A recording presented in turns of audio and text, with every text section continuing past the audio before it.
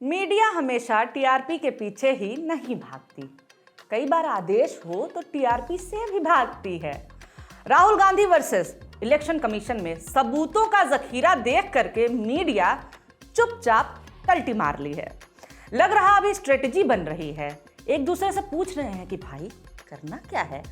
किसी ने कहा था कि ईवीएम क्यों मैनिपुलेट करना है जब तुम इलेक्शन कमीशन को ही मैनिपुलेट कर सकते हो।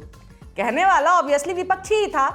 अब इस बात को मजाक से आरोप की कैटेगरी में लेते आए हैं राहुल गांधी। भाई साहब मानना पड़ेगा, क्या रिसर्च रही, क्या मेहनत। इतना बड़ा चिट्ठा लेकर के आया बंदा, 2 घंटे बोलता रहा, बताता रहा, सवालों के जवाब देता रहा, वही जो प्रेस कॉन्फ्रेंस में होता है। हाँ, अब हमारे देश को प्रेस कॉन्फ्रेंस की आदत नहीं रही, प्री प्लान्ड इंटरव्यू ही होता है अब तो। राहुल गांधी ने इलेक्शन कमीशन पर आरोप लगाए, फर्जी वोटरों का डेटा दिखाया, कैसे फर्जी वोटर्स के जरिए और वोट चोरी करके कांग्रेस को हराया गया, फायदा भाजपा को दिया गया। आरोपों में कितना दम है ये बताने का टाइम नहीं है मेरे पास, और रिसर्चर भी नहीं है। अब कोई 40-50 रिसर्चर्स से रिसर्च करवा के कुछ दावा ठोक रहा है, हफ्तों का टाइम लगा करके।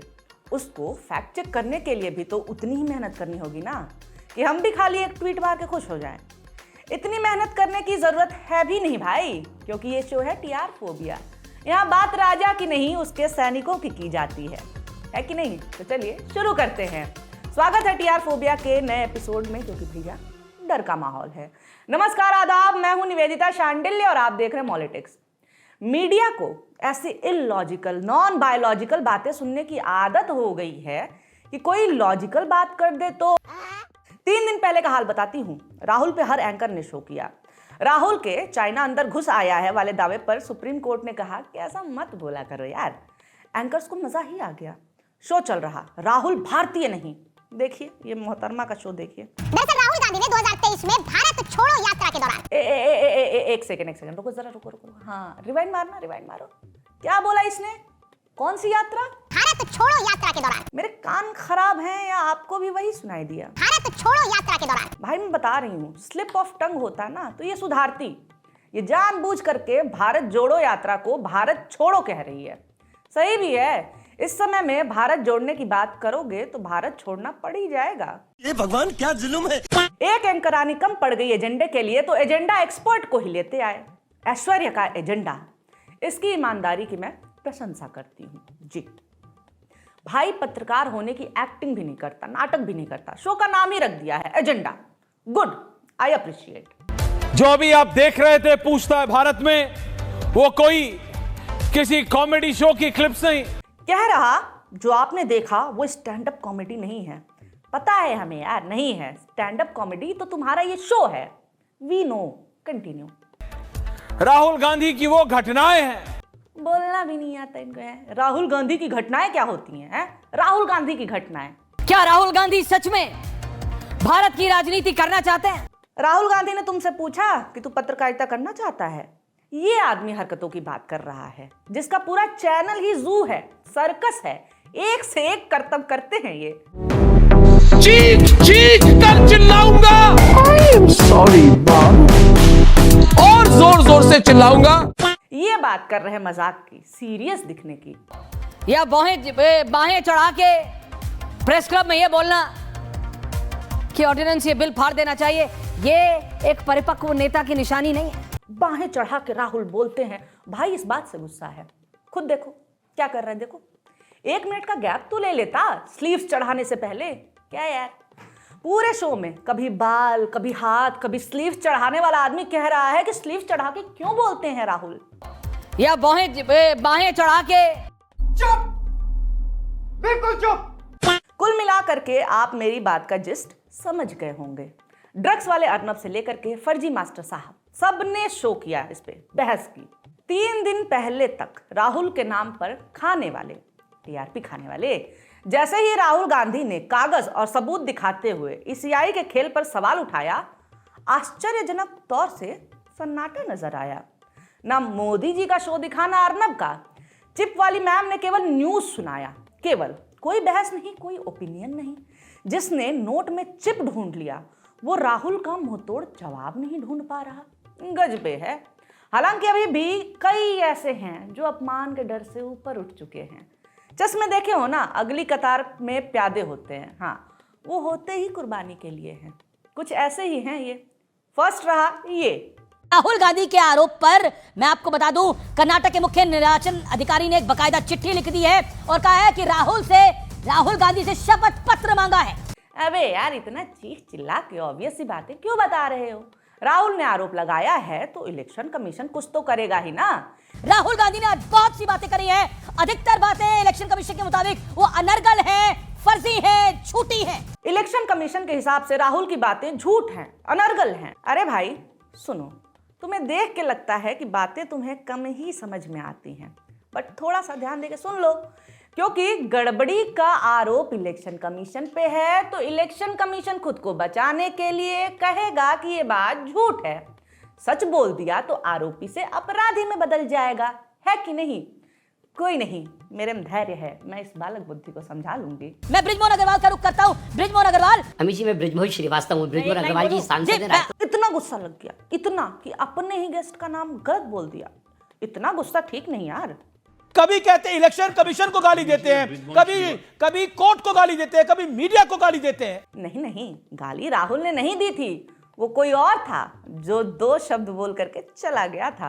अरे मोदी ने आपके गले में कुत्ते का पट्टा बांध दिया है। मोदी ने अब देखो, गेस्ट बुलाया है बट खुद ही चीखे जा रहा है। कभी कहते इलेक्शन कमीशन को गाली देते हैं, कभी कोर्ट को गाली देते हैं, कभी मीडिया को गाली देते हैं। ऐसे कैसे चलेगा ब्रो?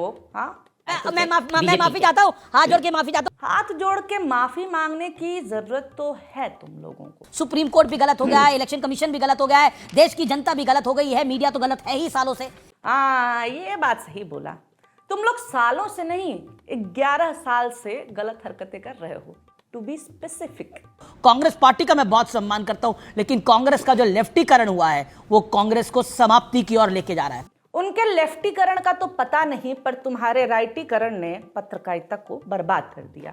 कांग्रेस की एनजीओ और लेफ्ट नीति का नतीजा है।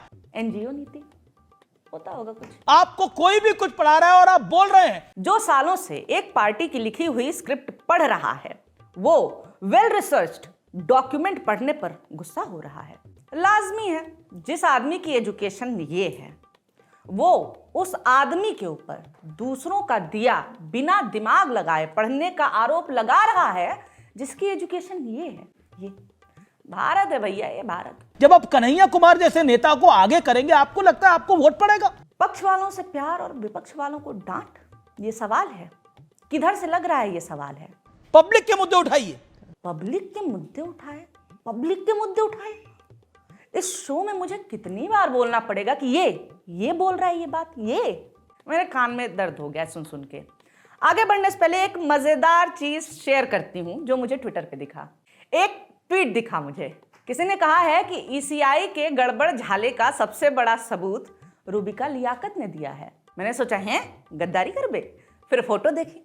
रूबिका लियाकत ने उत्तर प्रदेश में भी वोट दिया और कुछ दिन बाद दिल्ली में भी। ट्वीट में लिखा है, आदित्य श्रीवास्तव की बड़ी बहन जिस भी राज्य में चुनाव आता है वहीं का वोट बनवा लेती हैं। अब तो समस्तीपुर का भी बनवा लिया होगा। #वोट चोरी। बड़े क्रिएटिव लोग हैं भाई, मानना पड़ेगा। छोड़िए ये सब मजाक वजाक, चलिए देखते हैं उस चैनल पर क्या चल रहा है जिसे देख के मैं बड़ी हुई, NDTV। राहुल गांधी ने पहले ही कह दिया था कि एटम बम है, जो जानकारी है हमारे पास। प्रेस कॉन्फ्रेंस पहले ही करने वाले थे, मगर शिबू सोरेन के देहांत के कारण इसे टाल दिया। इस बात पे NDTV पे 2 वरिष्ठ पत्रकार, जो इतने वरिष्ठ हैं कि इनका नाम भी मुझे नहीं पता है, वो हंस रहे थे। बहरहाल जो संवेदना एक नेता राहुल दिखा रहे, वो इन वरिष्ठ पत्रकारों के लिए ही का मैटर है। देखिए बहरहाल कुल यही तर्क है इनका। ये वरिष्ठ पत्रकार हैं, मतलब इन्हें शर्म करना चाहिए। जो काम पत्रकारों का है वो एक नेता कर रहा है और ये दांत चियार रहे हैं। इन्वेस्टिगेटिव रिपोर्ट नाम की एक चीज हुआ करती थी कभी, खैर उस पर क्या ही बोलूं, पत्रकारिता नाम की भी तो एक चीज कभी हुआ करती थी। ये वरिष्ठ पत्रकार है, बताओ। छी। वरिष्ठ महिला नविका के साथ तो सबसे गलत हुआ, बहुत बुरा हुआ। वर्क फ्रॉम होम पे लगा दिया गया बेचारी को। टीपी के अभाव में कभी इधर देख के पढ़ रही है, उधर देख करके पढ़ रही है। गलत है ये नहीं करना चाहिए था मोदी जी। हो सकता है जब तक ये वीडियो आप तक पहुंचे ये स्ट्रेटेजी बना के एक साथ भाव भाव शो करने लगे। कमेंट में आप लोग मुझे बता दीजिएगा, फिर इन्हीं पे बात करेंगे, क्योंकि जब तक तोड़ेगा नहीं तब तक छोड़ेगा नहीं, समझे? ठीक है, चलिए आज के शो में इतना ही। कैसा लगा शो कमेंट करके जरूर बताइए। वीडियो अच्छा लगा हो तो लाइक जरूर कर दीजिएगा, और हाँ, अगर टीआर फोबिया को देखते रहना है तो सब्सक्राइब भी तो करना पड़ेगा ना यार। बहुत शुक्रिया, बहुत धन्यवाद।